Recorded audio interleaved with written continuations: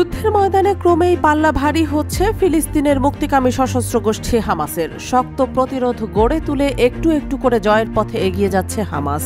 সাথে সর্বাত্মক সহযোগী হিসেবে কাঁধে কাঁধ মিলিয়ে লড়ছে প্যালেস্টাইনিয়ান ইসলামিক জিহাদ গোষ্ঠী। সম্প্রতি ইরানের হামলার ভয়ে প্রবলভাবে তটস্থ ইসরায়েলের বুকে বোমা হামলার আঁচড় কাটল এই দুই স্বাধীনতাকামী প্রতিরোধ গোষ্ঠী। জানা গেছে, ইসরায়েলের প্রধান বাণিজ্যিক কেন্দ্র এবং সাবেক রাজধানী তেল আবিবে একটি সিনাগগ নামক ইহুদি ধর্মাবলম্বীদের উপাসনালয়ে আত্মঘাতী বোমা হামলা হয়েছে। হামলাকারী ঘটনাস্থলেই নিহত হয়েছেন, সেই সঙ্গে গুরুতর আহত হয়েছেন এক পথচারী।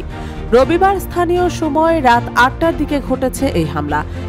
ফিলিস্তিনের গাজা উপত্যকা নিয়ন্ত্রণকারী রাজনৈতিক গোষ্ঠী হামাস এবং তাদের মিত্র গোষ্ঠী প্যালেস্টাইনিয়ান ইসলামিক জিহাদ সেই হামলার দায় অকপটে স্বীকার করে বিবৃতি দিয়েছে। সোমবার এক যৌথ বিবৃতিতে গোষ্ঠী দুটি বলেছে, রবিবার রাতের ঘটনা ছিল আমাদের শাহাদাত অপারেশনের অংশ। মাসের পর মাস ধরে দখলদার বাহিনী গাজায় যে ধ্বংসযজ্ঞ চালিয়ে যাচ্ছে এবং সম্প্রতি যেভাবে আমাদের নেতা ইসমাইল হানিয়াকে হত্যা করা হলো, সেসবের জবাব আমরা দেওয়া শুরু করেছি। বিভিন্ন সূত্র থেকে প্রাপ্ত তথ্য মতে, গাজায় যুদ্ধবিরতি চুক্তি চূড়ান্ত করার প্রচেষ্টায় মার্কিন পররাষ্ট্রমন্ত্রী অ্যান্টনি ব্লিংকেন ইসরায়েলে পৌঁছানোর ১ ঘণ্টা পরে এই হামলা হয়। এদিকে ইসরায়েলের সরকার এই ঘটনাকে সন্ত্রাসী তৎপরতা বলে উল্লেখ করেছে। দেশটির অভ্যন্তরীণ নিরাপত্তা বাহিনী শিন বেটের মুখপাত্র ডেভিড মেসের রয়টার্সকে বলেন, প্রত্যক্ষদর্শীরা জানিয়েছেন যে একজন ব্যক্তিকে তারা ব্যাকপ্যাক পিঠে সিনাগগের আশেপাশে ঘোরাঘুরি করতে দেখেছেন। তারা ওই ব্যক্তির যে বর্ণনা দিয়েছিলেন, ঘটনাস্থল থেকে সংগৃহীত বিভিন্ন আলামতের সঙ্গে সেসবের মিল পাওয়া যাচ্ছে।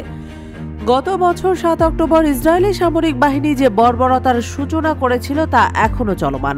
সম্প্রতি ইরানের হামলা ঠেকাতে শক্ত প্রস্তুতি গ্রহণের তথ্য ইসরায়েলি বাহিনী বারংবার প্রচার করলেও হামাস এবং প্রতিরোধ যোদ্ধাদের সামনে এখনো ঠিকভাবে দাঁড়ানোর কোনো নজির মিলছে না ইসরায়েলের।